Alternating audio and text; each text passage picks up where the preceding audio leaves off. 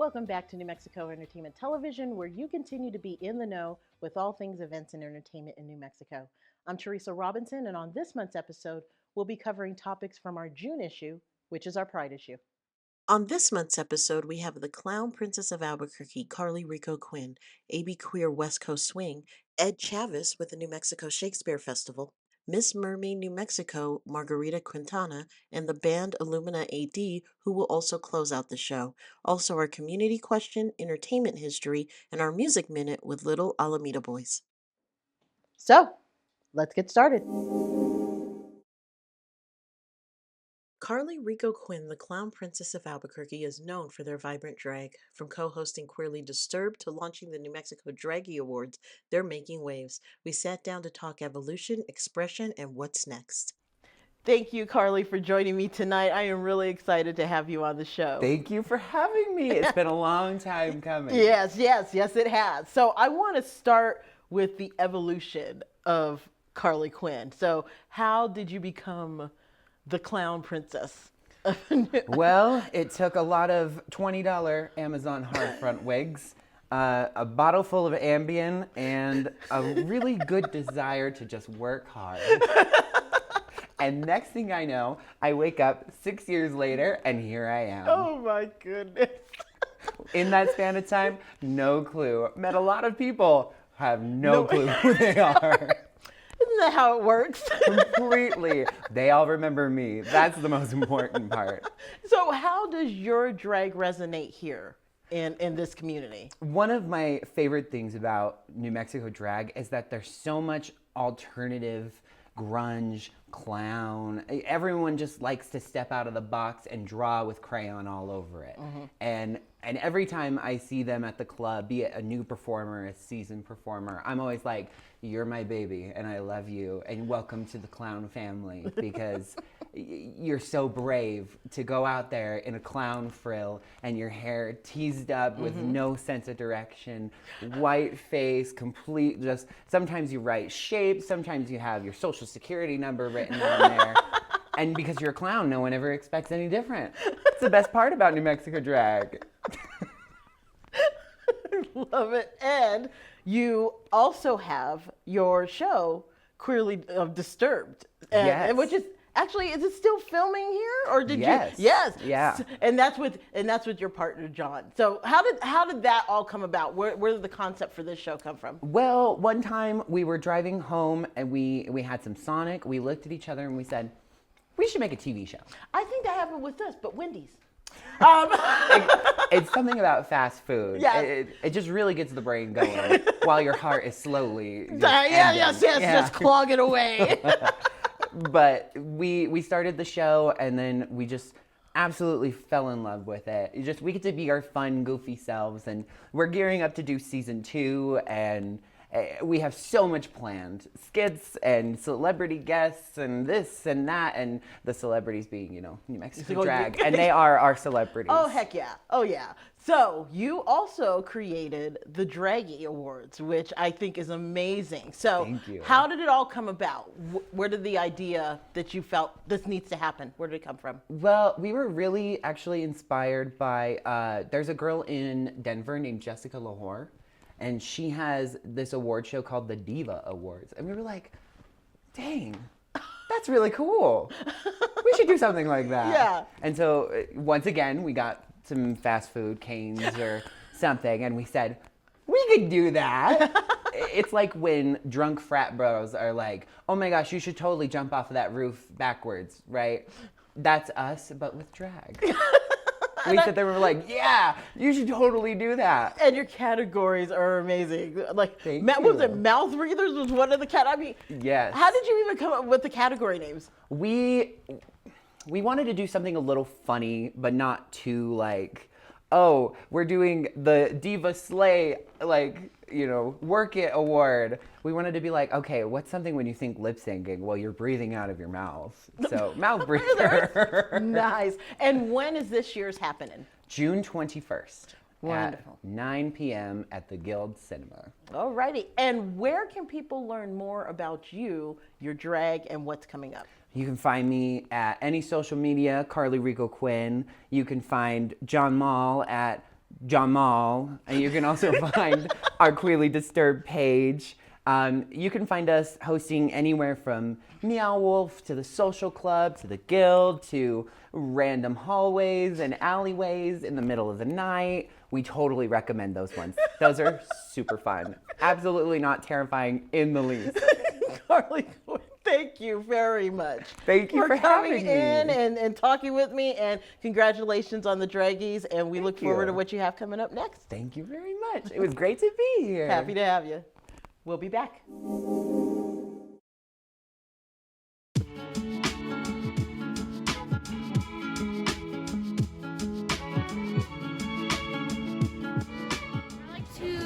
Video games and watch a lot of movies. I like to play video games with her.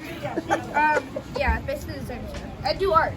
Don't do music. Yeah. Where do you do music? I do it at Rock 101. It's a great it's a great place to learn music. I actually performed today. Yes. With my band. What's your band called? The Headbiters. I like to go to the Guild. I like to go downtown and hang out. Launchpad, Sister, Anodyne, and then occasionally come to Nob Hill, and of course come to the Guild and see what's playing here.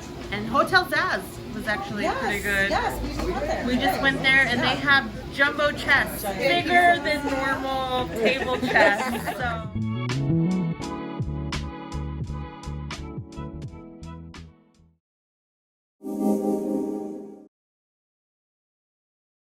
ABQueer West Coast Swing is a community-driven group using dance to celebrate connection and authenticity. We catch up with founder Jason Torczynski to learn how it started and how they're creating safe spaces for all dancers. Jason, thank you for joining me to talk more about ABQueer and learn about its start. So let's start there. How did it all begin? So it actually began when I ran a Degendering West Coast Swing social for Southwesties ABQ last June. And that really inspired me to make a space more dedicated to bringing the joy of West Coast Swing to the queer community of Albuquerque, and ideally bring queer joy back to the West Coast Swing community here. Wonderful. So what have you been able to present since the creation of the group? So we've had 5 fundraiser socials for different organizations. We started with the Trevor Project for Suicide Awareness Month last September, and most recently the National Center for Lesbian Rights, which is a legal action group. That was this past Saturday, which was delightful. And we've raised over $1,500 total. Nice. So we're heading into Pride Month. What do you have coming up that's planned? Oh, we have big plans for Pride Month. I need to get them squared away with the other organizers, but I'm planning to have a full workshop lesson series that day for beginners, and a nice switch dance lesson for the more experienced people that evening, followed by a social dance with some arts and crafts, some snacks, all that good stuff, and fundraising for the Albuquerque Social Club. Oh, very nice. Now, what does the future hold for the group? What are your expectations, and how can we help in making it successful? So the way that we get people most of the time is word of mouth. We have a wonderful human, Sarah, who runs our Facebook and our Instagram. But really, it's people bringing their friends to create a good vibe, have a wonderful time. And we're hoping as we get more organizers and we get the rhythm of it down to host this maybe once a month, maybe once per week. That maybe not a fundraiser that's then. A big one, yeah. Yeah, but to bring in some queer professionals from out of state to teach workshops and things, and to really just expand that community. That all sounds great. So where can people learn more about the group and what events may be coming up? So our next event coming up will be June, either the 14th or the 28th. And for more information about that, you can find us on Facebook and Instagram at ABQueer WCS. Wonderful. Well, Jason, thank you again for coming in tonight, and we look forward to seeing how the group grows. Thank you so much for having me. We'll be back.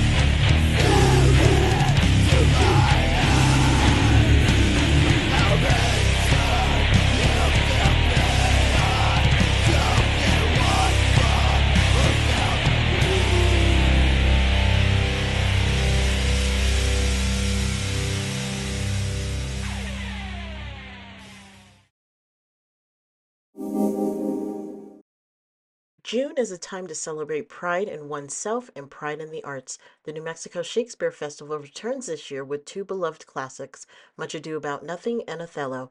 Ed Chavez is with us this evening to tell us more. Ed, thank you for joining me tonight to talk more about this year's Shakespeare Festival. So I wanted to ask, how did you get involved? Well, you know, I've been an actor since I was in the 5th grade. Oh, and wow.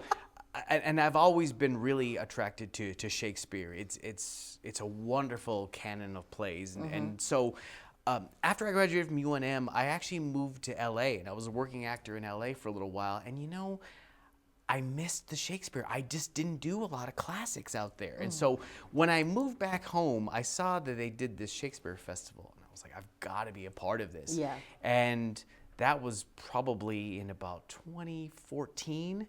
And I've come back for the festival every year. I love this festival. It's so cool. And every festival, they're always doing 2 productions. So let's talk about the one you're in first, which is Much Ado About Nothing. That's correct. So who do you play? And tell us about your character. So in Much Ado About Nothing, I play Benedict. And Benedict, he's just come home from the war, and you know that there's Benedict and Beatrice, and this is kind of like the ultimate rom-com, like will they, won't they couple, because you know they're so infatuated with each other, but they will not admit it. So they, you know, so it's kind of one of those things where it's like, you know, they're perfect for each other. They've got to be perfect for each other. But of course, each one of them will swear, well, no, I want nothing to do with her, and I want nothing to do with him.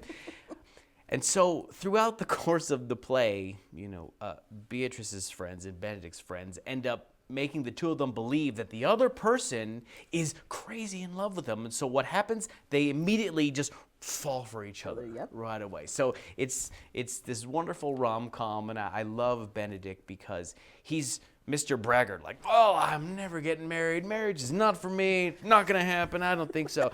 And then as soon as he finds out that Beatrice is in love with him, he just turns on a dime. And, oh, well, I have to. Of course. And the second production. It's so much fun. Yeah, and the second production that's going on is Othello. That's correct. correct. Which is a classic. So tell us a little bit about that. You know, Othello, they've got an amazing cast. They've just started, so I haven't gotten to interact with them a lot, so I'm not sure, you know, what all they've got planned, but I know we've got Daryl Deloach, who's playing Othello, actually has played the part before, so it's very cool. And a good friend of mine, Christy Lopez, is playing Desdemona, so it's an amazing cast. I can't wait to see what they're going to do. Absolutely. So when is the festival happening this year? So the festival, it starts June 6th through July 7th.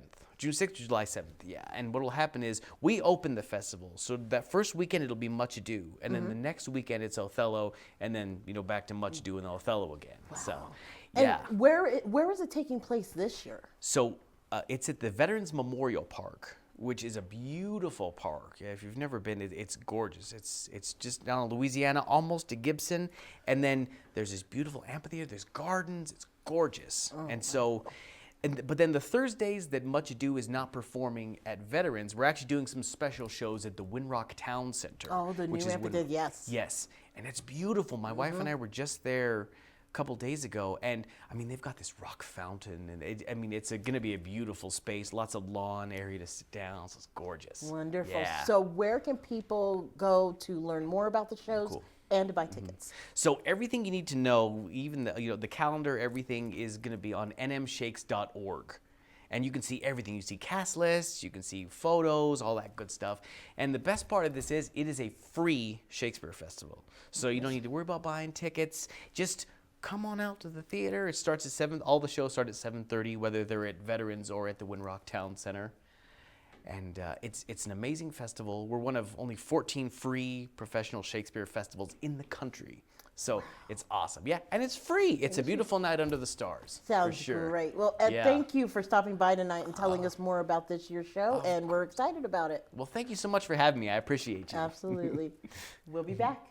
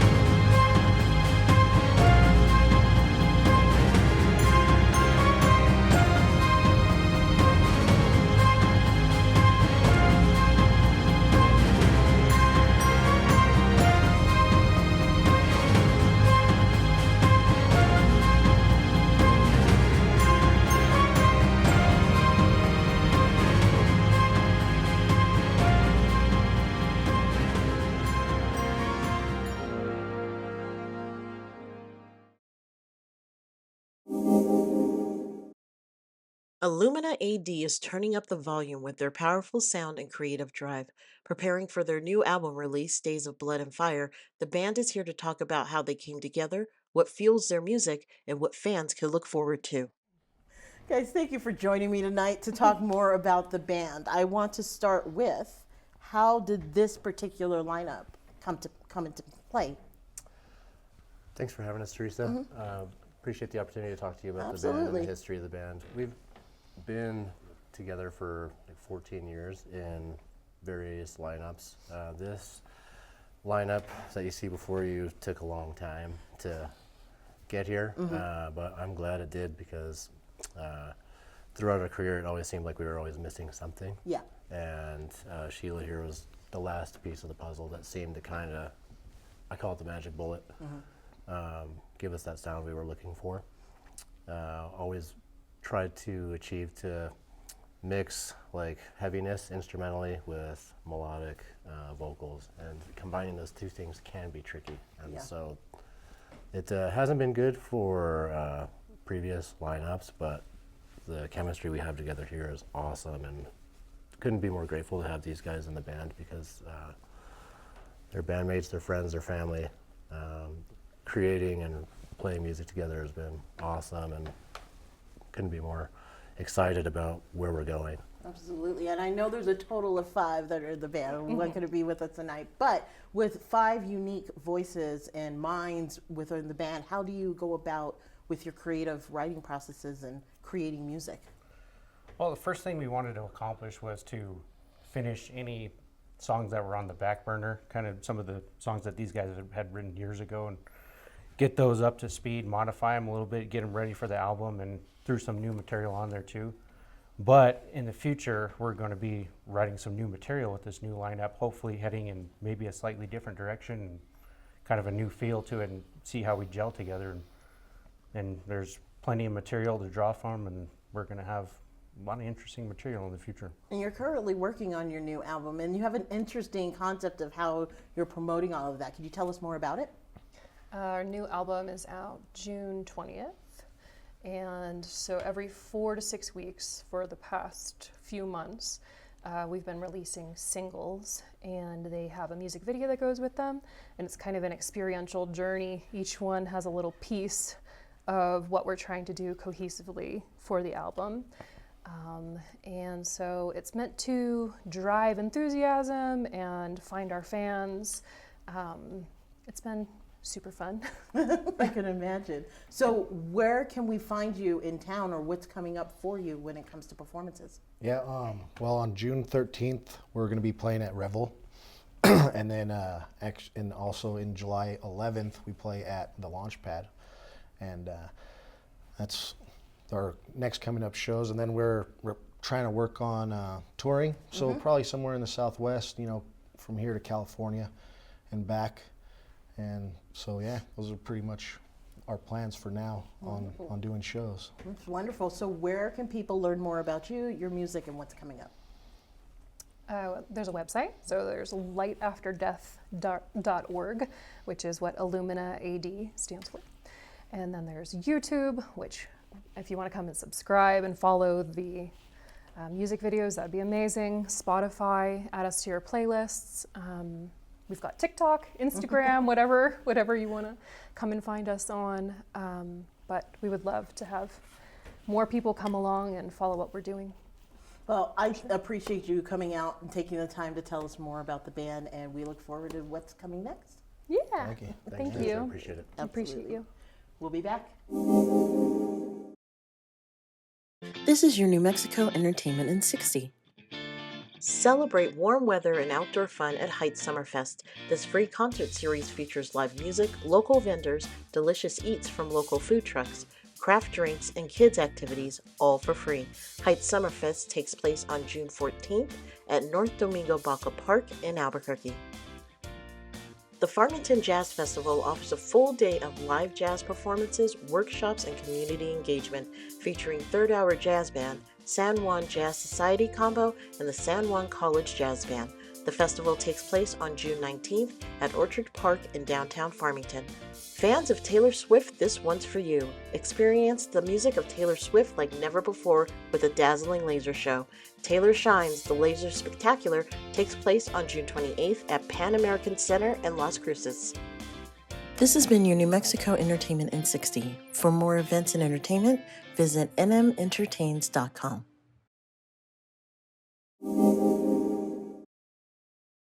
Miss Mermaid New Mexico is more than just a title, it's a celebration of creativity, community, and aquatic flair.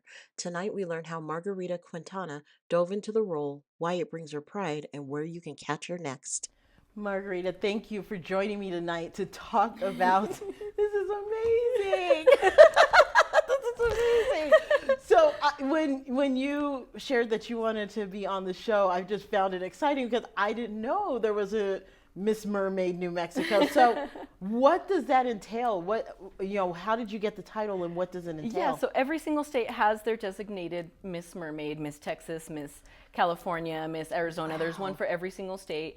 Every single state has their different designated causes, whether it be one of them had domestic violence, another one had eating disorders. I specifically focus on self-love and self-care, specifically for domestic violence survivors, because I left a domestic violence situation in my first comings, and self-love is where I realized that I needed to leave. And a lot of survivors and a lot of warriors, I call them because they're not victims, need to know. Self-love and self-care is so important. So that's my cause, along with, of course, educating on the importance of water conservation and water safety. We're in the desert. Turn off your water faucets if you don't need them, please, because otherwise all the other inhabitants of the Rio Grande cannot use that water. And our Rio Grande has been decreasing and decreasing and decreasing year by year, which makes me very sad. So save water. Yeah. So share with us, why does this bring you so much pride and joy? I think because I had left a very bad situation, and just growing up my whole life, I just never felt like I belonged. I never felt included anywhere. I never felt like I was respected. I always felt like I was just silent and distant and hidden in the background. And once I found something that really made me happy and made me want to branch out and reach out into my community the way I have been, it has been so beneficial. And in doing so, so many others have reached out to me in how to get into the hobby and being in the hobby, and they just want to join the community. And that has been so uplifting. It's been like a little safe place for all of us. Like I like to say, our human worlds are always a mess. So anytime we get to come together and be together and not have to worry about the mess of the human world, it's so healing and beneficial in itself. It's been like a little family and community outside of the human mess. So where can people, what's coming up where people can see you actually perform and do your thing? Oh, so we are going to be at the upcoming Somos event at the National Hispanic Cultural Center. We will be, of course, at the 4th annual Cavern City Renaissance Festival in Carlsbad, New Mexico. So that happens every single year. We're happy to be there for the 4th year this year. And we will also be at the upcoming Moriarty Mini-Con. Yes, Moriarty has a Mini-Con. Yep. And nobody knows about that. And it is so fun. It is so awesome with local vendors, August 2nd. And then, of course, you can keep touch on us with social media.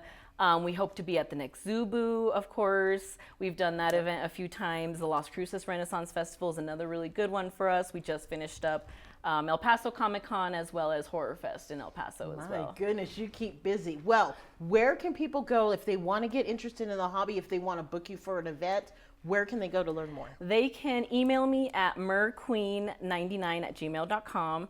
merqueen99@gmail.com. Reach us out on social media. We're on Instagram, Mermaid Queen, also New Mexico Pod Squad. I am on Facebook, Mermaid Queen Modeling and Designs, and you can also find me on TikTok. Oh my goodness. Well, Margarita, thank you so much for coming in. This truly brought a smile to my face. Thank you so much. You are doing a wonderful thing here. Thanks again. Thank you. We'll be back. Thank you for tuning in to this month's episode of New Mexico Entertainment Television, where you continue to be in the know. Join us next month as we cover topics from our July issue, which is our comedy issue. And tonight, to close out the show, we have Illumina AD's new video. Have a good night.